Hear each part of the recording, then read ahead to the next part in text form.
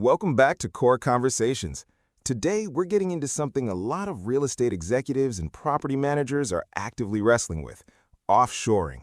And honestly, it's one of those topics where the stakes are high, but so is the potential upside. Yes, and let's be honest, it is a total game changer if you do it right, but man, it can feel like a maze when you're first staring down those real estate offshoring challenges.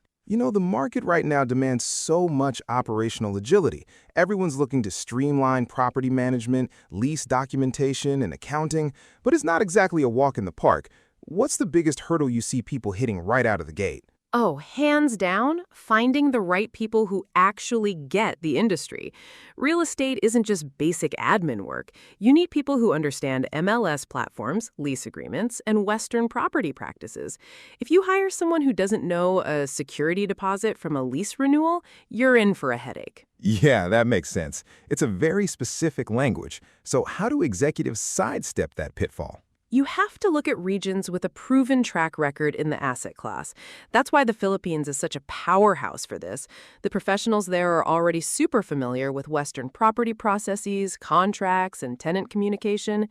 If you partner with a provider that specifically recruits real estate talent, like transaction coordinators or lease admins, you're already halfway to the finish line. Right, building that specialized foundation early. Now, let's talk about the elephant in the room: data security. Real estate deals involve a mountain of sensitive info: financials, titles, tenant records. It's got to be airtight, right? Oh, absolutely. It's non-negotiable.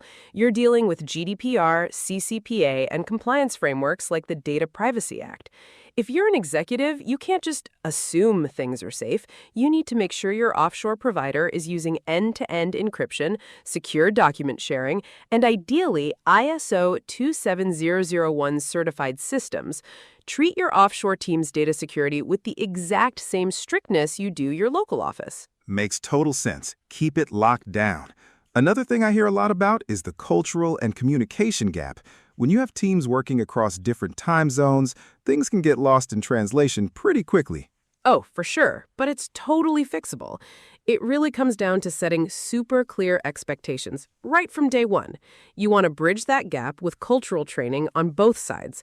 Establish clear communication protocols like using specific channels for daily updates and setting standardized KPIs. When everyone knows exactly what success looks like and how to talk to each other, the distance just kind of disappears. It really becomes less about offshore and more just part of the team. And speaking of the team, if you're growing fast, you've got to build scalability into the system, right? Spot on.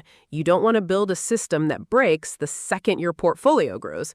Smart executives plan for scalability by standardizing their processes first, doing regular quality audits, and leveraging automation where it makes sense. It gives you the flexibility to ramp up operations smoothly without sacrificing quality. Love that. Turn those challenges into actual competitive advantages.